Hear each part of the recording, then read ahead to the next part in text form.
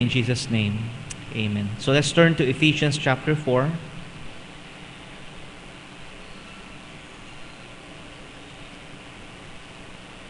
Ephesians chapter 4. And I'd like to begin by reading verse 1. So sundan nyo na lang po in your Bibles as I read from Ephesians chapter 4, verse 1. I therefore, the prisoner of the Lord, beseech you that you walk worthy of the vocation wherewith ye are called, with all lowliness and meekness, with long suffering, forbearing one another in love, endeavoring to keep the unity of the Spirit in the bond of peace. There is one body and one Spirit, even as ye are called in the hope of your calling. One Lord, one faith, one baptism, one God and Father of all, who is above all and through all and in you all. Verse 7, but unto every one of us is given grace according to the measure of the gift of Christ. Wherefore he saith, when he ascended up on high, he led captivity captive and gave gifts unto men. Now that he ascended, what is it but that he also descended first into the lower parts of the earth? He that descended is the same also that ascended up far above all the heavens, that he might fill all things. And he gave some apostles, and some prophets, and some evangelists, and some pastors and teachers, for the perfecting of the saints, for the work of the ministry, for the edifying of the body of Christ, till we all come in the unity of the faith and the knowledge of the Son of God, unto a perfect man, unto the measure of the stature of the fullness of Christ. Verse 14, that we henceforth be no more children, tossed to and fro and carried about with every wind of doctrine and sleight of men and cunning craftiness, whereby they lie in wait to deceive. So, if you remember, we did a very long series on the book of Ephesians. So I do not need to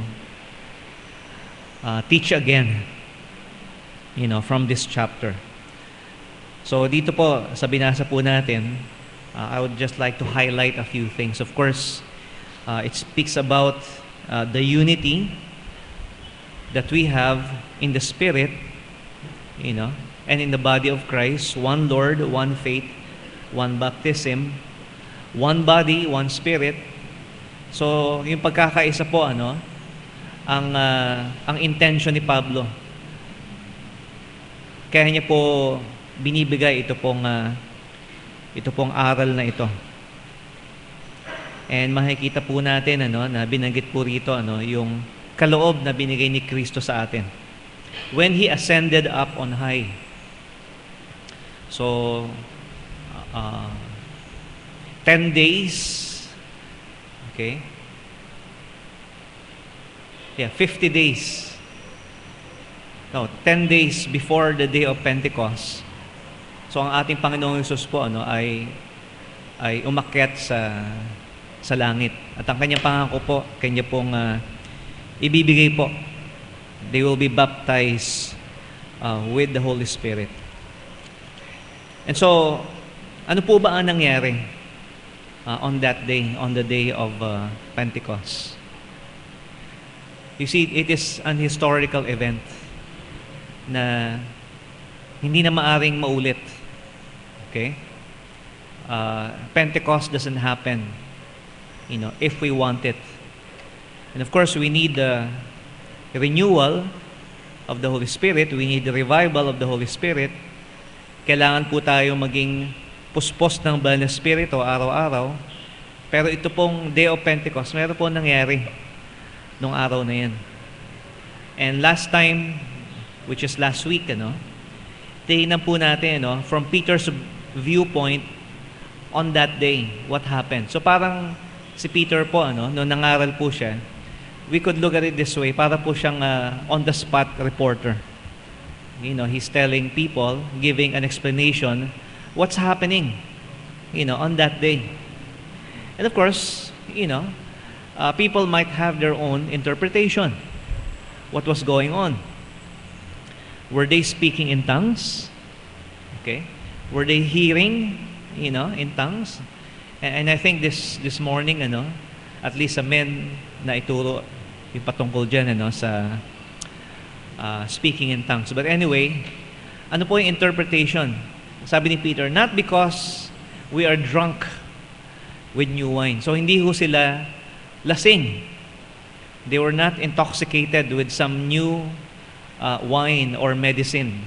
Kaya ginagawa nila yung mga bagay na yun. So beyond speaking in tongues or beyond the phenomenon, ano ho ba yung interpretation of that event called the Day of Pentecost?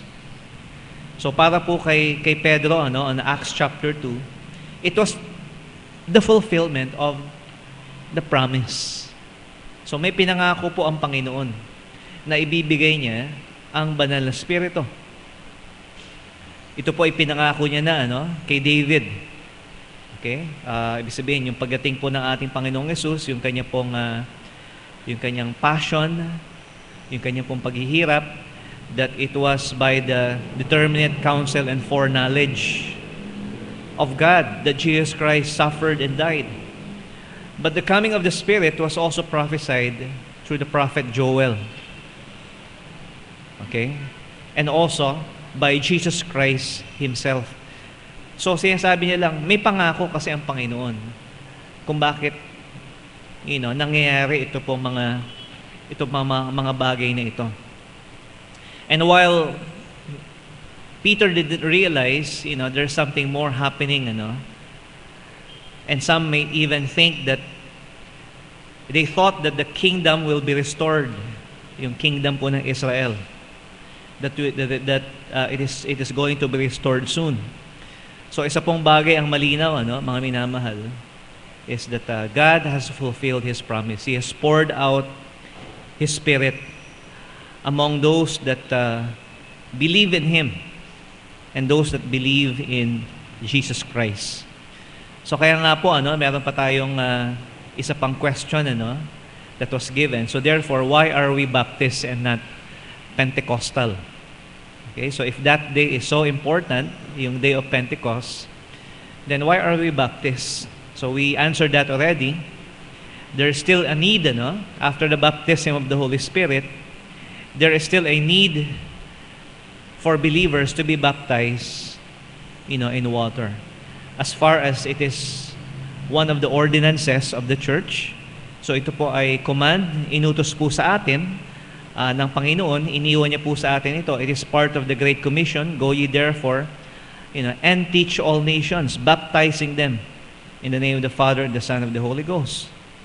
And that also, even on the day of Pentecost, we saw a precedent. So ano po ang nangyari dun sa mga sumampalataya sa Panginoon? Not only were they filled or they were baptized with the Holy Spirit, but they were also on the same day baptized in water. So napakahalaga po, mga minamahal, na tingnan po natin, yung talagang purpose ng baptism. Okay? Mahalaga po yung spiritual baptism. But we have to realize that God commanded also, sabi ni Peter, repent and be baptized in the name of the Lord Jesus Christ. So ngayon po, ngayong gabi, I'd like for us to look what happened on the day of Pentecost based on the Apostle Paul's point of view, which was given many years after the event. So, kumbaga, kung titignan po natin, sa journalism, parang na po ito, opinion or editorial, which is not just, an opinion, but Paul is teaching right doctrine. So, ano ho ba yung tamang interpretation? Yung paniniwala po natin kung ano ang nangyari, on the day of Pentecost. And it is this. Okay? So, some of our brethren will not agree with us, I realize. Pero, I will show to you tonight na ito po yung nangyari. The church or the body of Christ began on the day of Pentecost. Okay, so that is the beginning point of the church, yung pong araw ng Pentecost. We derive that from the yung sinabi po ni Paul sa 1 Corinthians 12:13, which we will refer to from time to time. 1 Corinthians 12:13. So still this is about the Holy Spirit, the gifts of the Spirit. Pero sinabi po dito sa verse chapter 12, starting in verse 12. For as the body is one, and hath many members, and all the members of that one body, being many, are one body, so also is Christ. For by one Spirit we are all baptized into one body, whether we be Jews or Gentiles, whether we be bond or free, and have been all made to drink into one Spirit.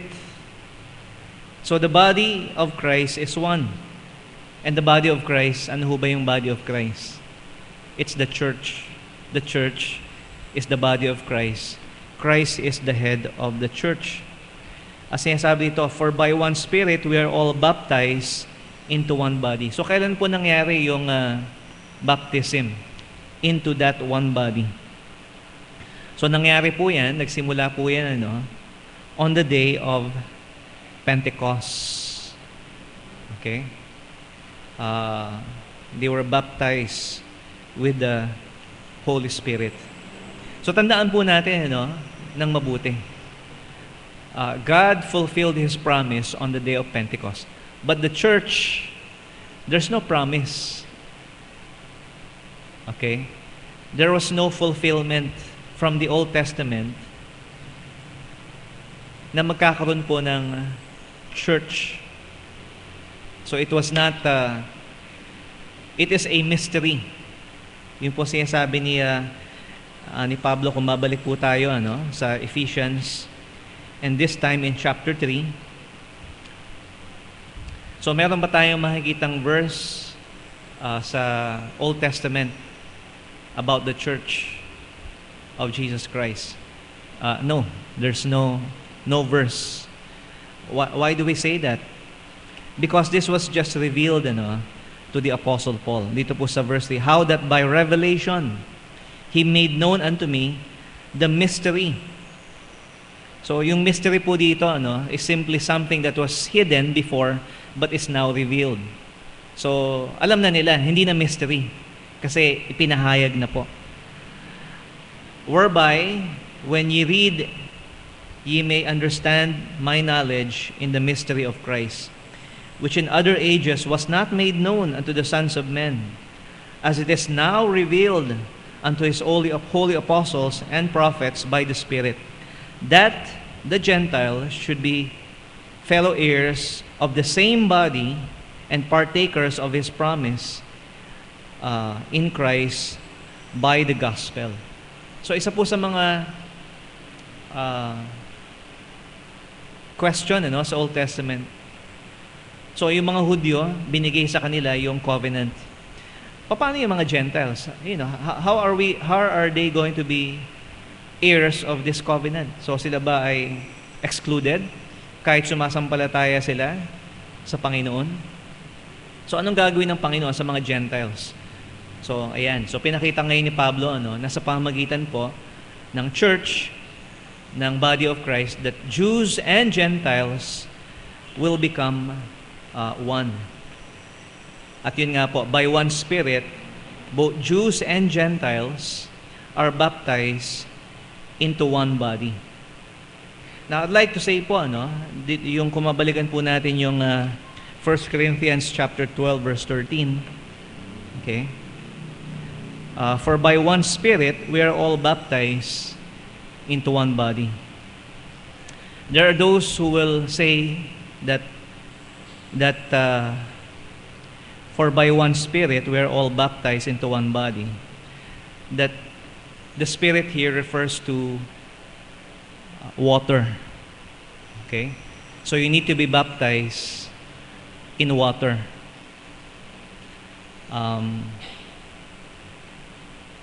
That's not so obvious. Okay? So it will take a lot of, pahangatwiran for you to prove that the Spirit here refers to water baptism. Okay? Because sa simula pa lang po, dito sa chapter 12, he's already talking about the Holy Spirit. Okay? For by one Spirit, okay, we have been given the gifts. So hindi ho magiging balido na sabihin mo na pagdating po sa verse 13, okay, yung baptism na pinag-uusapan dito, hindi na ito, this is water baptism. No. This baptism, by the Holy Spirit that puts a believer into the body of Christ. Simply, tingnan lang natin po yung context. Okay? And of course, in the King James, it's in the uppercase. So, ibig sabihin po, na ito po ay, ang tinutukoy po dito, hindi ho water baptism. It is Spirit baptism of the Holy Spirit. Okay? So, dito po, makikita po natin yung katawan po ni Kristo ay isa po sa mga larawan kung ano po ang church, kung ano po ang iglesia. It is a body. In some places, yan sabi ni Paul, it is like a temple or a building. Yung binasa po natin sa Ephesians chapter 4 para tayong building, and the apostles, are part of the foundation, but Jesus Christ is the rock, is the foundation of the church. The church is also referred to in Revelation 19 as the bride of Christ. And there could be others, pero at least ito pong tatlong bagay ito. It's a body, it is a building, and it is a bride. So maasahe po natin that this includes all believers in Jesus Christ in all ages. Okay? So, hindi ho kasama yung Old Testament believers. Kasi wala pa si Kristo nun. So, ang lahat po ng sumampalataya sa ating Panginoong Yesus, are baptized by the Holy Spirit, and therefore they are all part of the church. Past, present, living, and dead. Now that's quite a statement, to make. Because some people think, that yung nakikita po natin ngayon, the visible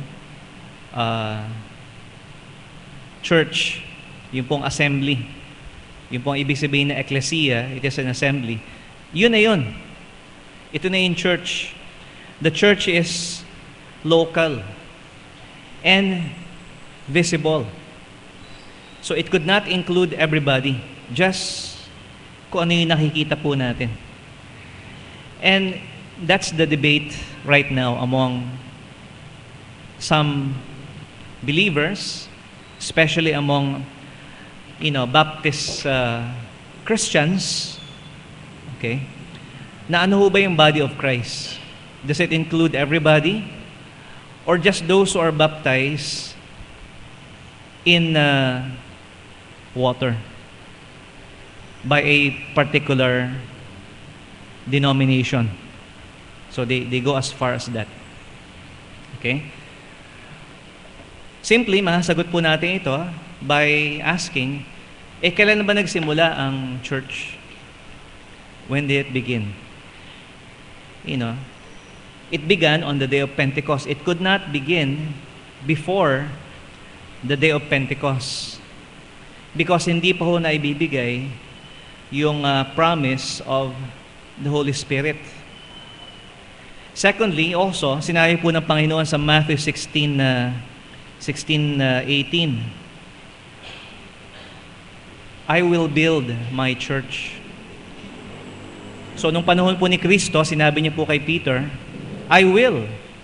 Future pa po. ito pong church. So hindi ho pwede na ang church ay nasa Old Testament. Hindi rin pwede mangyari po that it is during the time of Christ or even before that, but it has to be on the day of Pentecost. At sinasabi po sa 1 Corinthians 12:13 that it is made up of Jews and Gentiles. Okay? So isang bagay na tinatanong ko minsan, sige, so kayo yung church, the true church, okay? Your local church is the true church, okay? You are the body of Christ, okay? So kami lang. So I ask, so do you have any Jews? Meron ba kayong mga members na Hudyo sa church nyo? Wala. Of course, pwede rin naman, and it's quite rare, I think. Pero kung ang katawan ni Kristo, which is the church, is made up of Jews and Gentiles, at yung church nyo puro Gentiles, then how can you be, the body of Christ?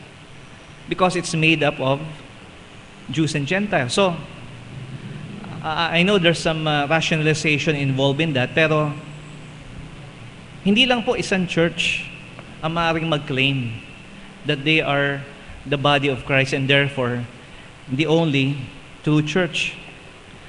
Another reason, of course, this is quite negative, not everyone in the local church is a believer. Not everybody na members po ng isang local church, no matter how true and faithful that church might be, hindi ho natin masasabi na lahat po ay totoong sumasampalataya sa Panginoon.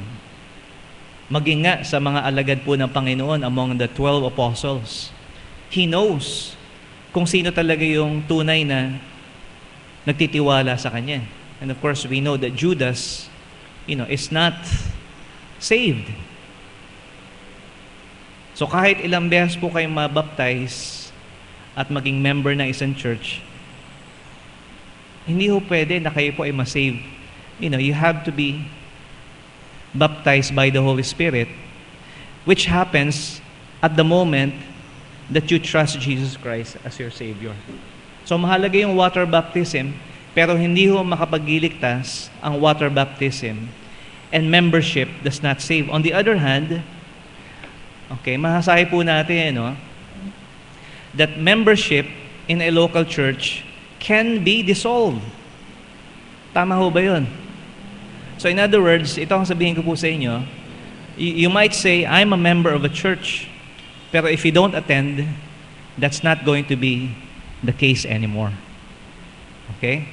If you stop attending for some time, you will lose your membership. Okay? So, are you still part of the church? If you are sent, sabihin natin, by the action of the church, yes. If you are a believer in Jesus Christ, you are still part of the body of Christ. Because membership dito po sa local church can be dissolved. In fact, ito sabihin sa inyo, if you die, and if you're a member of LPBC, we will erase you, okay, from the membership.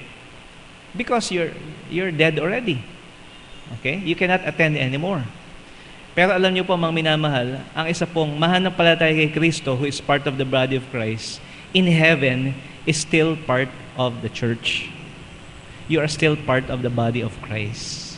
So hindi ho nawawala ang pagiging sangkap po natin ng katawan ni Kristo. Kahit tayo po, mga minamahal, ay wala na sa mundong ito. In fact, even churches can be dissolved. Okay? How do you know that? Well, it's so obvious. Nasaan ba yung church at Corinth ngayon? Where is the church at Ephesus? Where are these churches? Some of them even apostatize, okay? Bumaliktad na sa pananampalataya. Yung iba simply They just dissolve. Can that happen to the Church of Christ? Na sinabi ng Panginoon, and the gates of hell shall not prevail against it. Hindi ho pwedeng mawala.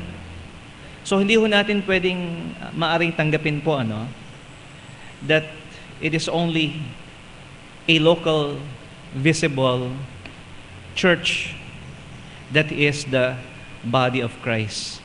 At ang isang point ni Apostle Paul dito, even in a church like Corinth, they have so many gifts, pero hindi lahat po ng gifts nasa kanila. And not one local church has all the gifts of the Holy Spirit. And so makikita po natin, but primarily we say this because we say that the church did not start on the day of Pentecost. Did not start before, rather, I should say, before Pentecost. Not in the Old Testament, not with the apostles, and not, okay, I have to be careful with this, not with the baptism of John the Baptist. So nagbaptize po si John the Baptist, he baptized Jesus Christ. He baptized his disciples. Pero iba po yung purpose ng baptism ni John the Baptist. Doon sa baptism na sinasabi ni Christ, go ye therefore and teach all nations. It is of a different purpose. Okay, we base our pattern, how we baptize, the way John the Baptist did baptize, which is by immersion. Pero hindi ho natin masasabi na si John po ay part of the church. John the Baptist was still part of the Old Testament. Pastor, nasa Gospels na. Well, it's in transition. And John the Baptist, was the last of the witness or the prophets of the Old Testament. And besides, sinabi po natin, ano pong sabi ng Panginoon? I will build my church. So, ibig sabihin po, nung sinabi po ni Jesus Christ yun, tapos na yung baptism niya kay John the Baptist. So, the church could not really exist during the time of John the Baptist. Kasi sinabi ng Panginoon later on, I will build my church. Why do I say this? Kasi po, Baptist tayo. At dapat po, ilagay po natin sa tama, yung ating pong sabihin nating position. Why we are Baptist and not Pentecostal? Why do we prefer? Okay? And it's not because, it's not because we believe that we are the only ones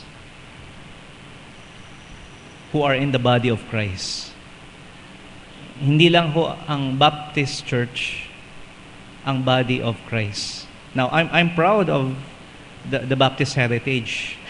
There's a lot of sacrifices that has been done if you read church history. Pero alam niyo po, kung sasabihin po natin na tayo lang ang tunay na katawan ni Kristo, anong pinagkaiba ho natin with the cultic groups like the Iglesia ni Cristo who say that kami lang yung kami lang yung tunay na church, which is the visible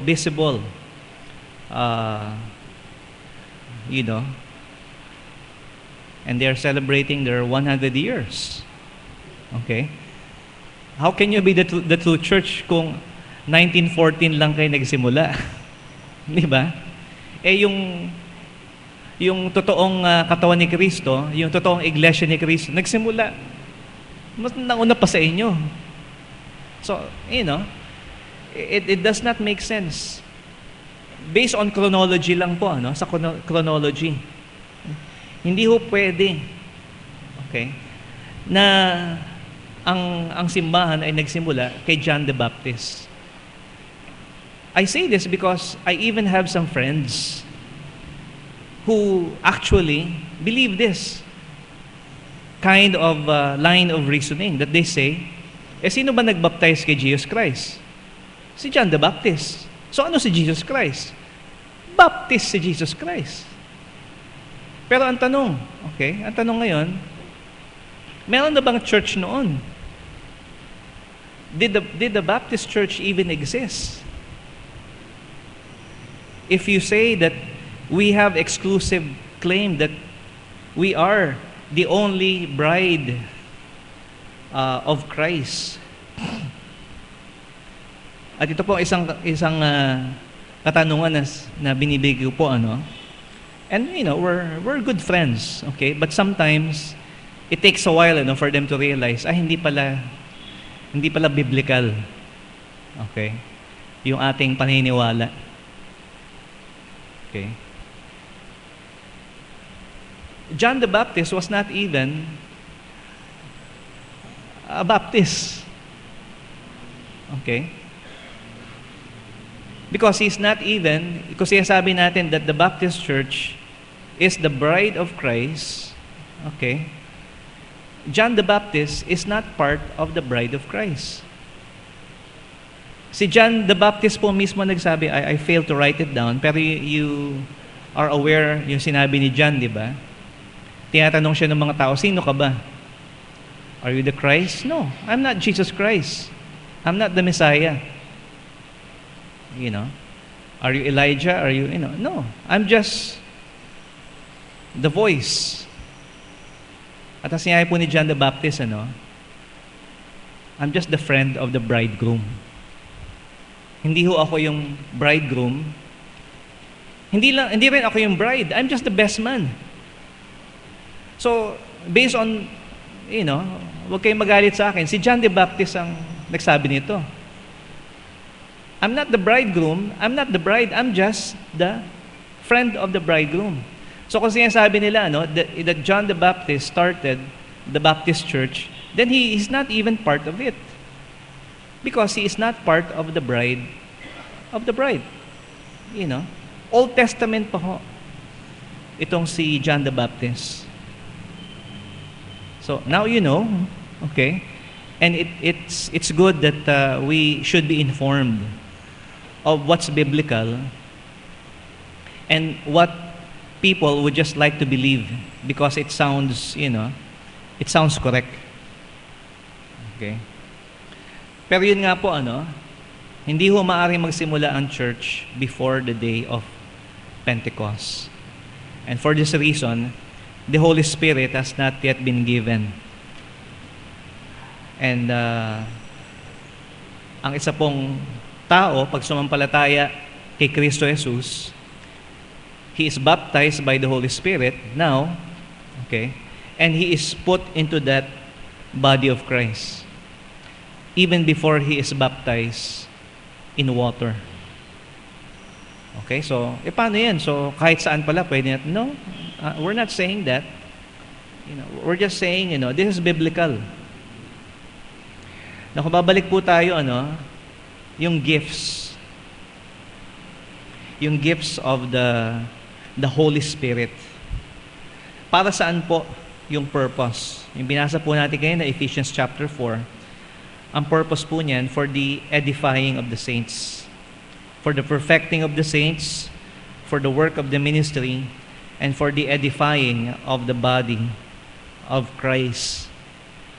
So binigay po itong gifts na ito sa atin for the body, for body building. Okay? So that the body of Christ may be edified, may be strengthened. Ang problema po, na kinakaharap po ni Pablo, maging nung panahon pong yan, is that the differences of the gifts, instead of strengthening the body, instead of uniting them, has caused divisions. In Corinth especially. So, tinataas po nila yung ibang mga gifts at mababa ang tingin nila dun sa ibang mga gifts. Particularly, they are more concerned with, with speaking in tongues, with sign gifts, yung miracles, you know. And they say, you know, mas mahalaga ito kaysa sa ibang kaloob ng Panginoon. So why do we don't have them now if they are so important? You see, there are certain gifts that are sign gifts. So binigay po ito sa atin, no, for a sign. And in your lesson kaninang umaga, I think it might be even mentioned that it is a sign to authenticate the message to unbelievers. So kung isang tao po ay nag-speak in tongues, and napag-aralan na po natin ito, yung speaking in tongues po, hindi po yan yung tongues na hindi mo maintindihan. It is a known language. It is not an angelic, language. But like for example, kung meron tayong isang visitor who is not a believer, at iba rin yung language niya, during the time of the Apostle Paul, okay, the early church, he will understand the message. And the speaker, bagamat hindi siya nakapag-aaral ng language na yon, na alam nung taong yon, is able to communicate in that way. So it is a sign for unbelievers. It is like the Tower of Babel in reverse. Andun yung blessing ng Panginoon kasi naiintindihan nila yung message. And of course now, you have to study language if you're going to share the gospel as like, a missionary. Okay? We don't have that sign gift at this point. At ang reason po dyan, the reason given is in 1 Corinthians chapter 13. Sinasabi po ni Pablo, verse 8, charity, love, never fails, but where there be prophecies, they shall fail. Where there be tongues, they shall cease. Whether there be knowledge, it shall vanish away. For we know in part, and we prophesy in part. But when that which is perfect is come, then that which is in part shall be done away. So sinasabi po natin, that the sign gifts are given up to a certain point only. At masasabi po natin na pabawas po ng pabawas, yung need for the sign gift, it is because the perfect is now come. It is now complete. Ang sinasabi po natin, it is the canon of Scripture. Okay? Nung panahon po nila, it took a couple of 100 years, before all believers came together and say na, we have now the entire Bible. So, nung hindi pa ho dumarating yung nakukompleto, nakukompile yung Bible, yung Scripture, they still need that sign gift. Okay? So, sa ngayon po, nasasabi natin, kung ang isang tao po ay nangangaral ng katotohanan, it's not because he does miracles or speaks in tongues or does healing. Okay? It is when he speaks according to the Word of God. And that is what Isaiah chapter 8 verse 20 says. To the law and to the testimony, if they speak not according to this word, it is because they have no light in them. So nasasabi po natin, na ang isang tao po nangangaral ng katotohanan kung ang sinasabi niya po ay umaayon sa salita ng Diyos. That is why we say, why we are fundamentalists and not charismatic. Because the charismatic movement base their faith not on scriptures. Yes, they also use the Bible. Okay? But they will believe something dahil merong signs, merong healings, okay? Merong miracles. They still believe hindi kumpleto ang Bible. Okay? We still need extra biblical revelation. So inaangkin po nila, sinabi sa akin ng Panginoon, so they have that word of knowledge And, maybe it's true that they hear voices. Okay? Pero, saan ba galing yung voice na yun? If it contradicts, the Word of God, then it is not from God. So kaya nga po, it's very dangerous kung ang tao po ay maniniwala. At nasabi po natin, ang tunay na paniniwala po, ang tunay na pananampalataya, hindi nakabase sa miracles. Miracles does not make a person a believer. That is the work of the Holy Spirit through the truth of the Word of God. So hindi ho natin pwedeng i-emphasize yung feelings, yung experience po natin, yung mga dreams, yung mga visions above the Word of God. So kaya nga po, we say that we are fundamentalists because, we base our faith on the Scriptures alone. There's nothing that we believe na sinasabi po natin that is based only by experience. You know why? Because people have different kinds of experiences. At lalo ho tayo hindi magkakaisa, hindi ho tayo mag-agree kung ang pagbabasehan po natin are our experiences. Hindi ho experience, hindi ho personal experience ang mahalaga.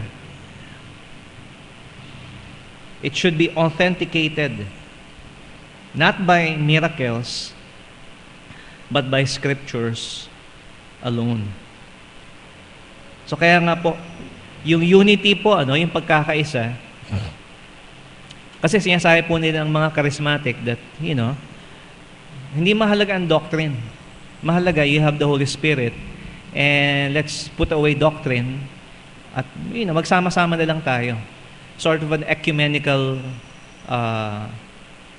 movement also, na kahit ano po ang paniniwala at pananampalataya, pwede magsama-sama.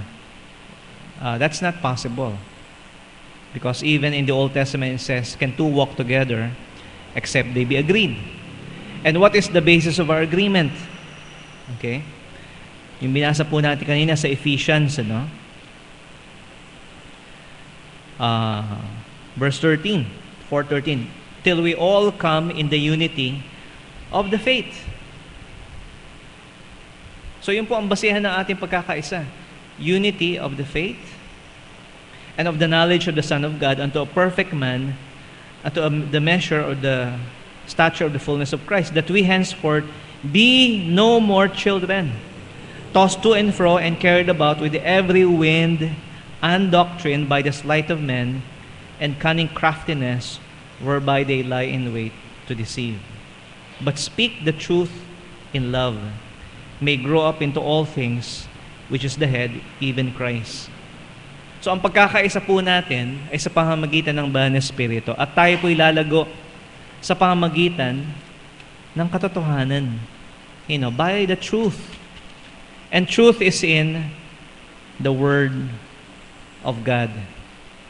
So kung magkakaisa po tayo, dapat magkaisa tayo kung ano ang sinasabi ng salita ng Diyos. Okay, not by our denomination. Okay? It's not just by loyalty to a certain brand. And it's not by the supernatural experiences, so-called, but it is by the Word of God. So, andito po ang katotohanan. At dito ho dapat tayo magkaroon ng pagkakaisa. Okay? So, let's pray. Our loving Father, maraming pong salamat sa iyo. Binigyan mo po kayo, Panginoon, ng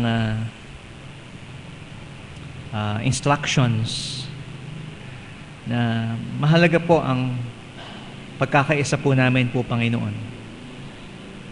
At mahalaga po na nasa amin ang inyo pong Banal na Espiritu. At nasa amin din po, Panginoon, ang katotohanan na nanggagaling sa iyong salita. Help us, O Lord, to build your church, to build the body of Christ based on this unity of the Spirit.